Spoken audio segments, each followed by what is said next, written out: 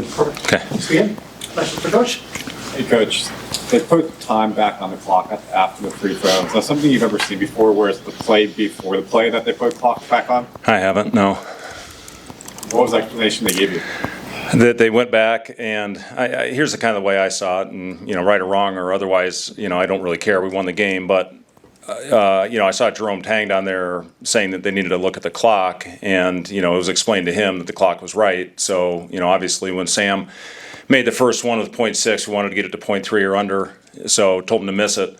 And it changed the strategy for sure. If there was time over a second on the clock, we would have had to make it. That prevents, a Christian Leitner shot to send the game to overtime as opposed to losing the game. So, I'll talk to Terry Oglesby about it and, just see what the right call is. But, learning moment for everybody in that situation to, make sure you get it right heading in there, because it did absolutely change the strategy of those free throws.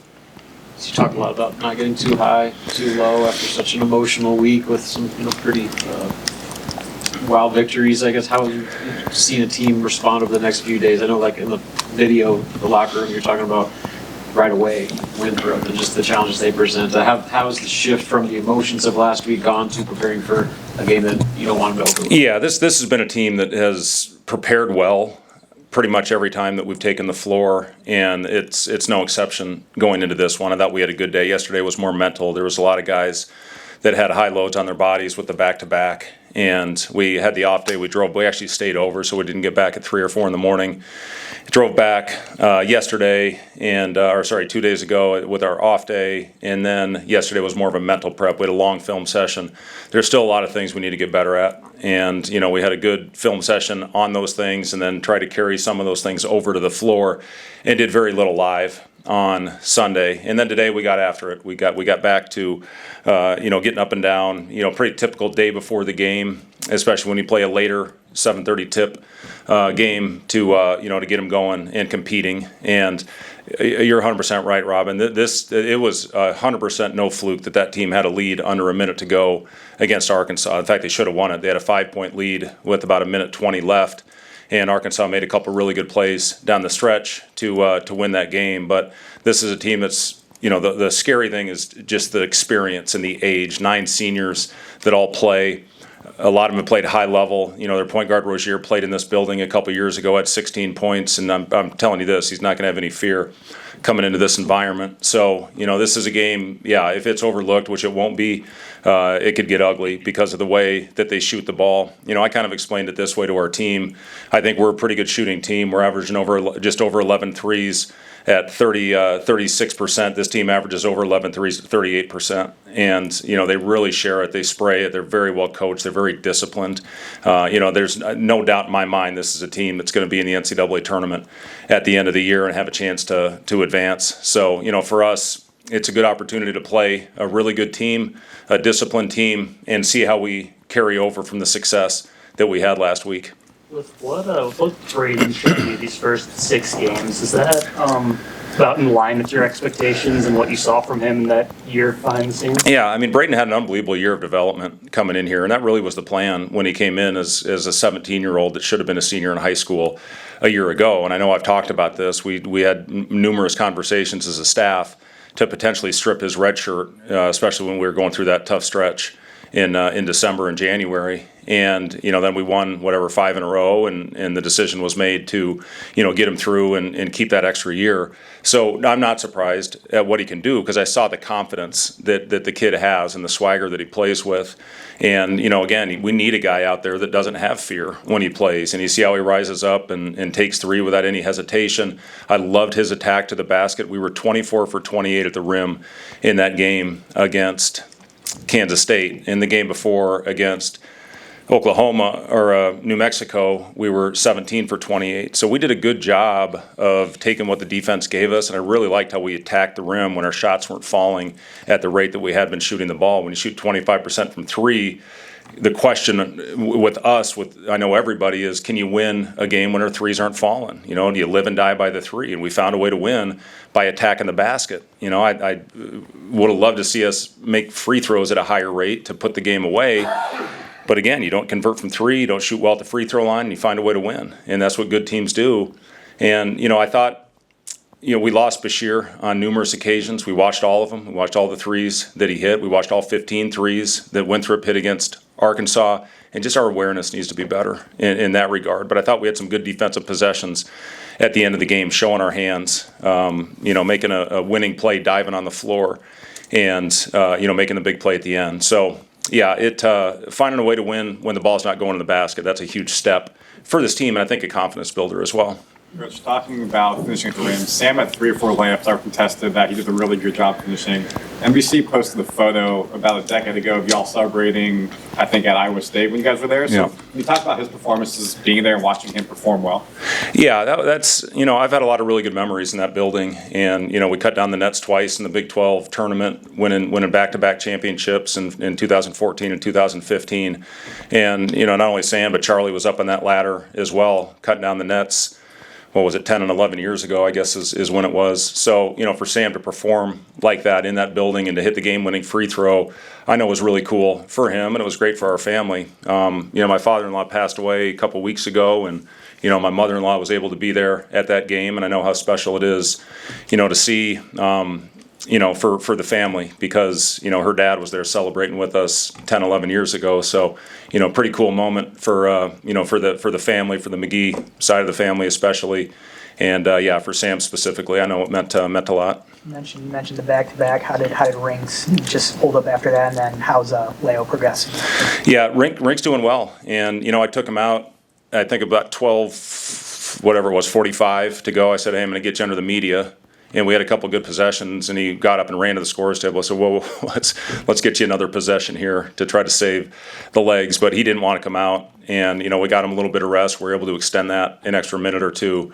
So anytime we can do that with Rienk, obviously that's important. And he's continuing to build and get himself in the type of shape that he needs to be in. But yeah, I loved how he handled the back-to-back, because we were concerned going into this stretch when we looked at it and we had it on the calendar of how's Rienk going to handle back-to-backs, but he handled it great back on the practice floor today with no restrictions. So, yeah, he's been great. And Leo did some non-contact stuff today, kind of right in line with what we had as far as the plan is in getting him back out there. And if everything responds well, we'll try to get him some contact, but he will not play tomorrow. You mentioned finding ways to win. How do you, from year to year, I guess, change the way you coach when you have a team that can handle in-game adversity and be able to handle those moments? Yeah, that was the biggest thing that I took from these 2 games. I keep wanting to say the weekend. It didn't feel like a weekend, the Thursday-Friday game. But, for us, how are you going to handle adversity? And first thing, I thought we handled it well against Oklahoma. And then got that thing up to 20 against what I think is a really good, talented New Mexico team, very disciplined team, knowing that they would go on a run at some point. And then, we found a way to sustain it and built that lead back up, I think, all the way back up to 15. And then Kansas State, you have, again, a double-digit lead, a 15-point lead.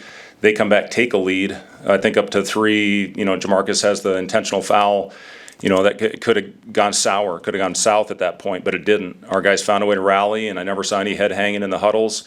And, that's what you want to learn about your team. You can put them in those situations in practice, but you truly don't know until it hits you that first time, when the lights are on. So I thought our guys handled it beautifully, and it's going to have to continue. We'll hit it tomorrow at some point with the way that these guys shoot the ball, the way they rebound the ball. They're tenacious, and, we have to continue to handle it well, and I'm confident that this group will. Fred, how's your team been impacted by the 6-0 start in terms of their confidence? Confidence, I think it's been good for us. I don't think that there's any overinflated, sense of where we are. It's, we talked about it, the Pentagon, that was a home game for us. You need to win that one. We had a great, last time we played Kansas State at the T-Mobile Center, it was 90% purple, 10% red. This was probably 55-45. It was unbelievable, the fan support that we had down there. And we're going to need another great home environment tomorrow against this really good Winthrop team. So, for us, these guys, I don't see them beating their chest. I don't see, big heads, and we're certainly doing our part to not allow it to happen. But it's, listen, it's a senior group. You guys that watch this, whatever it's called, the cinematic recap, you see Rienk out there being a leader in the huddles. You see Sam talking, on the bench before coaches even get in there. And that's a great sign for your team when you have that player players leading it. So, it's just the veteran group that's been through a lot of these battles is helping us in this situation, but we can't get comfortable. That's the biggest thing that we're talking about. You cannot get complacent. You can't get comfortable. You got to keep your foot in the gas. At the rate your guards are rebounding, especially Sam and Price, how do you think you've been able to tap into that? Honestly? Well, we really challenged our guys, and Rienk talks to them. I think he talked about it in the press conference the other night. He's going to do his job by locking up and being in a battle, but our guards have to rebound down, and they've done a solid job of that so far with their rebound rate. We challenged Price. His numbers had to go up. Jamarcus, his numbers still need to go up. Sam's doing a good job. Braden Frager, is doing a good job. He missed one block out, but then the next one he went up and just swallowed it with two hands. We're going up with one hand too much still. We watched every one of those in the film session on Sunday or whatever it was, Monday. So, just got to continue to try to win the 50-50 battle, be the more physical team. When you do that, you're going to have a chance. You had that pretty play where Jamarcus hit Rienk for basically a 2-for-1 there with 35 seconds left. Do you see this team understanding those in-game situations really well, like what you want out of them in those type of tense moments, I guess? Yeah, they have been good at that and understanding, when we have 2-for-1 opportunities or when we need to hold the ball and let the time come off to get the last shot of the half. Again, we go through those and talk about them in practice. We try to go through situations all the time now that we're playing live, games every other day, back-to-backs. You can't do it as much, but we did a lot of that early in the season that pretty much covered every situation that you can have. Even the last play with a second or whatever it was, 0.9 left on the clock, to be able to go out there and defend it without fouling, that was important, and have Rienk contest the pass on the full court. These are things that you go over and just, for when they present themselves. And, they're coming pretty much every game to have the timeout, have to execute a play, which we got an okay shot, but a good job by Sam going and getting the rebound at the end of the game. So, yeah, you cover all those and hope you execute when you get the opportunity. Free throw shooting, how it was kind of left things a little dicey there towards the end, I guess. What's been your evaluation of just the job you've done at the free throw line, and is it too early to have a opinion on how that's gone thus far? Our free throws, we haven't done a good enough job of converting them, and our free throw defense sucks. I think we're 361st in the country in teams' percentage free throw. I think they're shooting 90-some% against us. So that shows us we can't foul. We can't put it in the ref's hands. We can't take it to chance. Put other teams on the line. And we did that. Oklahoma, they were in the bonus with 10 minutes. We'd been really good. I think we were fourth in the country in foul rate going into that game, and we haven't been as good since. So, again, it's a concentration thing. You got to find a way. We work on them, I promise you. We spend time every day shooting our free throws. We just got to get out there and knock them down. And again, with the shooters on this team, I'm confident that it'll turn. Back to that comment you made about the previous time you played Kansas State, it was like 90-10, and now it's more like 50-50 this past week.